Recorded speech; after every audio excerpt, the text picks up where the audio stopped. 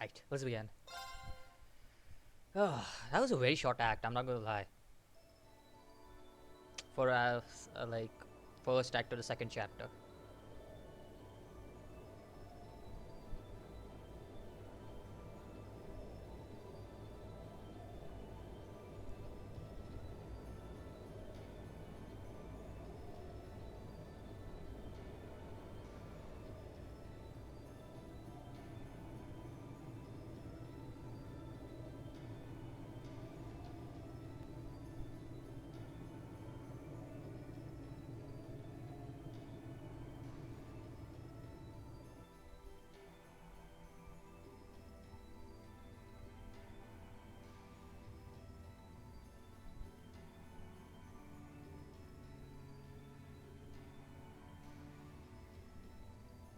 So this is what Duke Cayenne looks like from up close. It's hard to believe that I've ended up in the same room as the leader of the Noble Alliance. Although, I guess we did meet back in Legram before the war broke out. Rean Schwarzer. Truth be told, we don't want this war to drag on any more than you do. Really?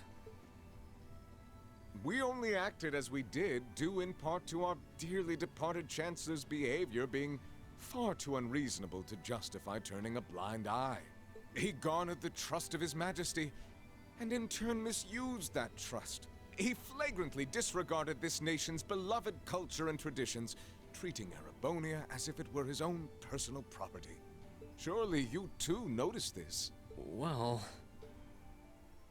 I can't say I disagree. We did hear story after story during our field studies about how aggressive his policies were, about the way he didn't care how many enemies he made as a result, creating terrorist groups like the Imperial Liberation Front.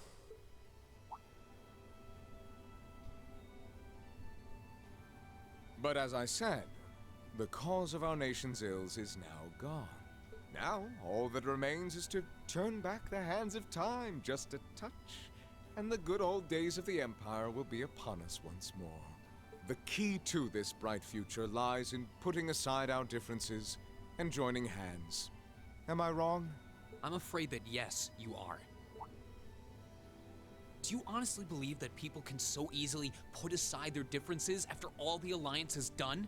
You occupied Heimdallr and effectively took every one of its citizens hostage, imprisoned the Imperial family. And let's not forget how you're now in league with the enemy nation responsible for the destruction of Garrelia Fortress. After all that, the Imperial Army would never bow their heads to the likes of you, even if the rest of the population did. My word, I'm afraid there's been a terrible misunderstanding. The Imperial family is simply under our loving protection. They certainly haven't been imprisoned. But that does bring me to exactly why I want you to help us. It does? The Azure Knight is already on our side.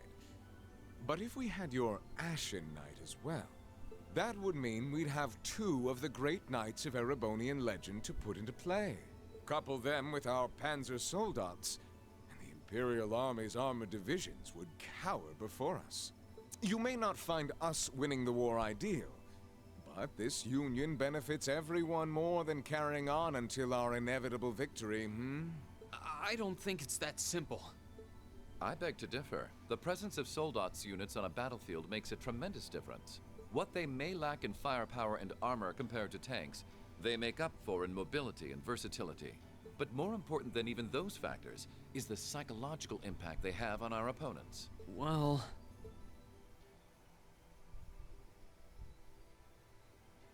we're only human. As such, we are as captivated as we are terrified of giant beings bearing human form. And if that holds true even for mass-produced soldats made with modern technology, it will be all the more true for the divine knights of legend you and Crow possess. Can't argue with that logic. I will say it once more. Gileath Osborne is dead, and with his death, all that's left to be done is end this ridiculous war and return order to the Empire. Only then will everything be as it should. That includes both your pleasant academy life and the peaceful days of darling Elise and her friend the princess. Are you trying to Whatever you ultimately decide, their safety is guaranteed. I would ask that you promise him this, if nothing else, Your Grace. But of course, I'm not a monster. Rufus. We may stand on opposite sides of this conflict, but I still sit on Thor's board of directors. And in that capacity, I suggest you consider carefully the choice before you. After all, every soldier must decide for himself whether a cause is worth fighting, perhaps even dying for. I look forward to hearing your answer.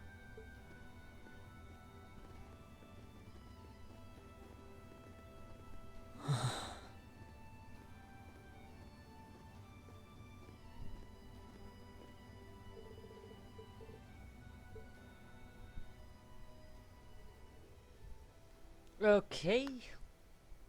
Abroad the intermission. So we're halfway through. I'm guessing I'm not gonna have to do many things here. Like, I don't think so. There might be things that I might need to do since it's the intermission.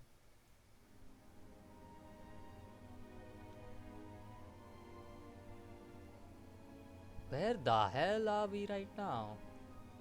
Oh. Pentagrove. My god, is this ship really that big? Like, what the heck? How can you build that shit, man? All that's left to be done is end this ridiculous war and return order to the Empire. Only then will everything be as it should.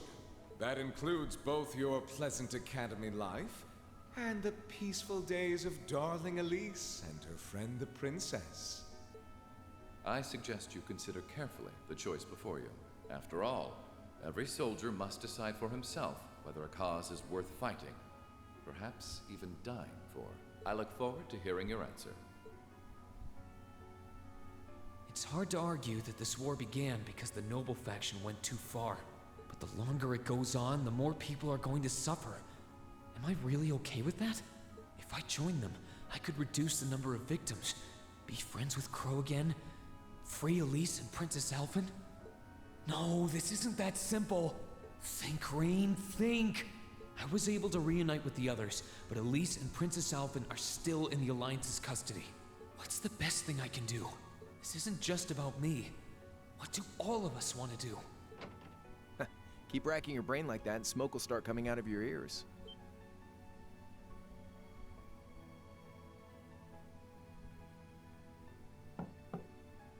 What do you want? Hey now, no need to give me that look. I figured I was gonna find you busy thinking everything over like your life depended on it. And what do you know? I was right. How about you mind your own damn business? And don't you have better things to do with your time? I figured the glorious Azure Chevalier would be far too busy with the war to be hanging out around here. It's tough being popular. If you joined us, I could get away with doing half the work I am now. So come on, stop freaking out about it so much and make a choice. This isn't something I can just decide by flipping a coin, Crow. And besides, it'd probably be an easier choice if not for a certain someone. What's that in your hand, anyway? Grub, of course. Kinda early, but I brought you your lunch. Mind if I join you?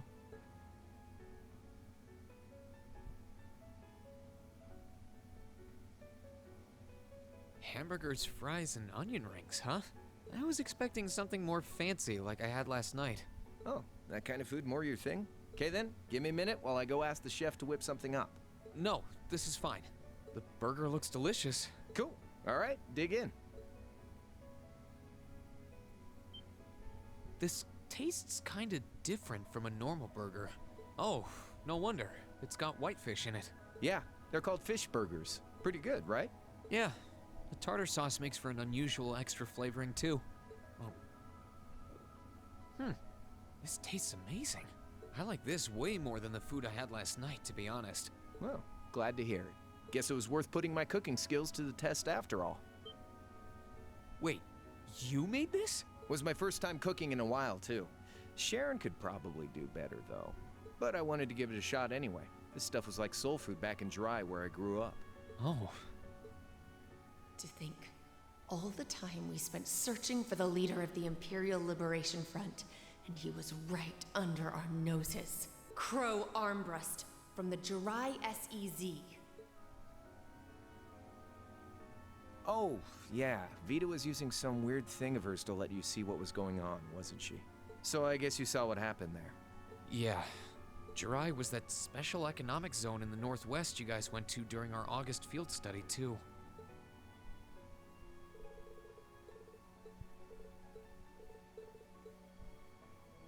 So you ended up going back to your old hometown then?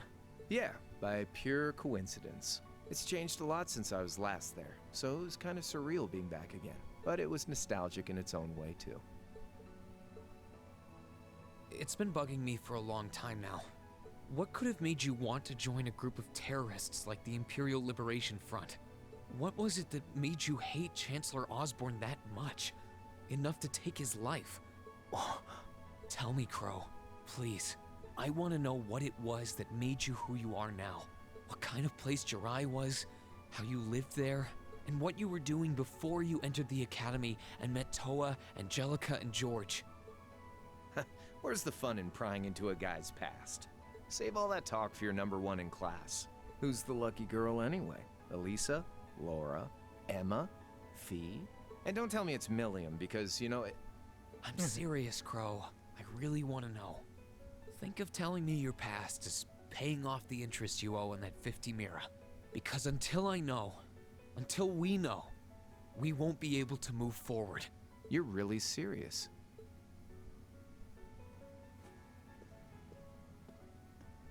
Crow?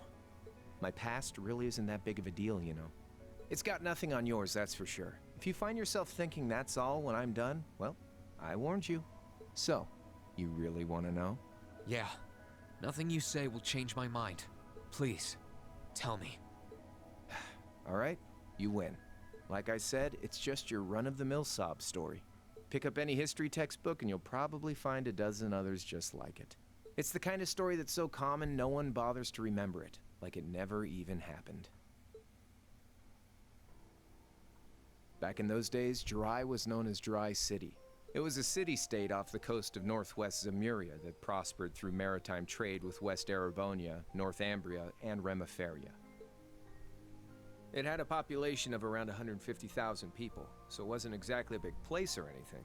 Because of that, the surrounding nations left it alone and let us live out our days in peace. We were until about 20 years ago. My bad. That's my hand slipped.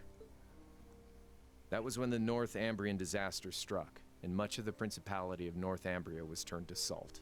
And as a result, trade on the northwest shore was reduced to virtually nothing. Day after day, Jirai's prosperity started to fade away. Still, it wasn't all bad. We had our fishing, our historic landmarks, our septium mines. We could make use of those to get trade going again, both to keep our state running and to help out Northumbria.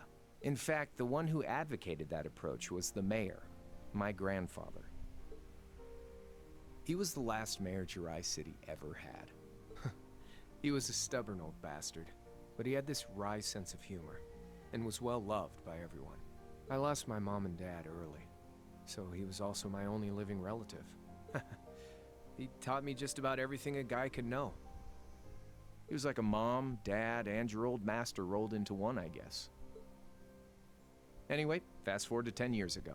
Out of nowhere, we received this proposal from the Erebonian government. They said they wanted to extend a railway line from Heimdallr all the way to Jirai. We relied on the sea for trade before, but there wasn't any reason to believe we couldn't benefit from being connected to Heimdallr by rail. The proposal drew overwhelming support from the city's council, and as a result, my grandfather was forced to accept. Within a year, the city had all of its old life back and then some. The streets were more bustling than ever. But keep in mind, this was the result of huge amounts of imperial capital flowing into the city. Land and buildings we once treasured were bought up left and right. Everything became a target for investment. People only cared about making money. Something similar supposedly happened in Crossbell too, but unlike there, no opposition existed in Jirai. My grandfather sensed something was off, and he tried what he could to get the situation under control. Then one day, someone blew up the railway line leading to Jirai. Everyone demanded that it be repaired as quickly as possible. Everyone except the Imperial government. Instead, they panned our national security arrangements for being insufficient and threatened to withdraw all Imperial capital. The city was left in an uproar like we'd never seen. Shares plummeted, and with no one able to ascertain the culprit's identity, chaos reigned. That was when he showed up. Chancellor Gileath Osborne, in his third year as representative of the Imperial government, personally came to Jirai. We then received a second proposal. The restoration of the railway and its future security will be seen to by the Imperial Army. In return for our continued assistance in safekeeping, Jirai will come under the wing of our glorious empire and attain even greater prosperity as a special economic zone. The timing was too good to be true, really. Realizing this, my grandfather staunchly opposed the idea. He tried everything he could to convince the city's council to reject the offer. Unfortunately, once you taste the sweet fruit of prosperity, it's hard to want to go back. The council, made up of influential merchants and all their greed, jumped at the offer. And tempted by the elimination of customs, together with the tax breaks from being an SEZ, many of the citizens did too. And during all that, they'd conveniently found a suspect behind the railway incident, my grandfather. He loved Jirai more than anyone, and up till then, its people loved him too. And yet, virtually overnight, he found himself facing the wrath of both the city's council and the citizens alike. Left with no choice, he resigned from his position as mayor, and Jirai formally became part of the empire. Both of these things happened on the same exact day. That was 8 years ago. Naturally, everyone knew my grandfather wasn't the one who did it. They knew who was really responsible. They just turned a blind eye to the truth. See? I warned you. Just your run-of-the-mill sob story. I don't know what to say, Crow. What happened to him after that? Your grandfather. One day, he just up and died. Once he resigned, the whole affair with the railway getting blown up was all but forgotten. He lived comfortably in retirement for about half a year, fell ill, and that was that. He just lost the will to go on, I guess. Like I said, he was the only family I had. I mean, I had plenty of friends even then, but I chose to leave it all behind. I was 13 at the time. I wandered the land, doing whatever I had to get by. That was when I met old Cayenne, who happily indulged my hatred for the Chancellor. And with his financial backing, I went out with the goal to find others who were just like me. That was the beginning of the Imperial Liberation Front. Gideon, Scarlet, and Vulcan were among those I recruited. I had also met Vita then. I only knew her as the woman who had often come to see Cayenne. She guided me to a place below the city of Ordis, and there slept the Azure Knight Ordine. One after another, I overcame the same trials you did with your friends, but alone. And once I'd proven myself worthy, Ordine accepted me as his awakener. That was 3 years ago. I was 16. My preparations complete, I concealed my background and enrolled in a military academy near the capital. Everything I did for the sole purpose of taking the Chancellor's head. Come on now, what's with the face? You look sadder about all this than I do. Yeah, I guess. I swear. I'm not trying to tell you the Chancellor was evil or anything. What? Still, there's no denying that he managed to outwit my grandfather. And he may have lost, but Pop's always loved a good gamble. It's thanks to him that I'm pretty good at chess, card games, that kind of stuff. I'd say it's fairly normal for a student to want to avenge his master's defeat, wouldn't you? Maybe. At the end of the day, there's no denying this country has problems, and the Chancellor's methods were making them worse. I studied those problems, worked out how to use the situation to my advantage, and then won the game with an all-or-nothing gamble. But when you think of how peaceful Jirai is now, I'd say I've got a duty to clear up the mess left behind by my game too, which means ending this war and restoring peace. So it's only when that's done that my game is truly over.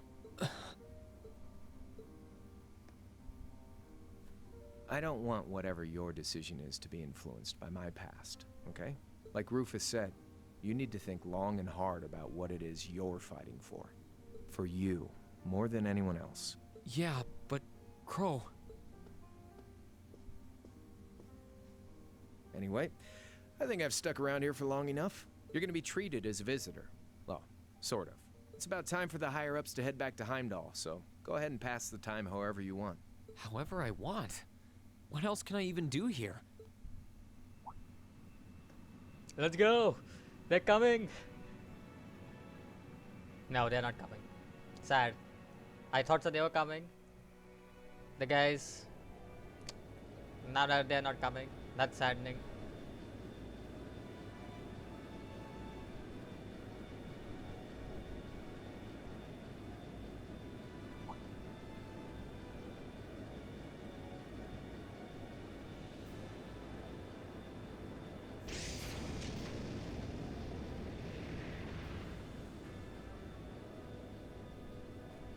I'm not gonna do any. If there are any side missions I need to do, I'm not gonna do them. There'll be no guards outside your room, so if you want to try and escape, be my guest. Just keep in mind that some members of Ouroboros and Zephyr are on board too.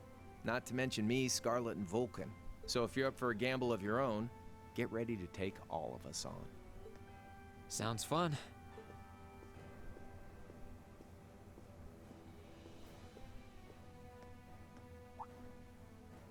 Oh yeah, one more thing. There's this real cute visitor in the guest of honors room on the second floor. I think she'd perk right up if she saw you. So why not go pay her a visit? Just don't go making your girl jealous, okay?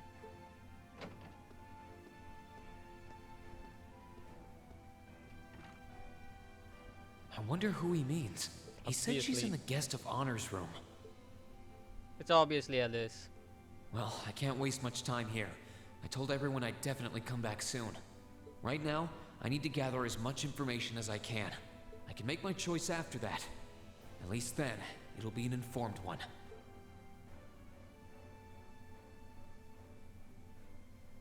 This is one long intermission. Mainly it's just cutscene though, so... Anyways, that's all I got for this episode. So next time when we come around, I'm just gonna go around the ship. That's it. Until then, peace out.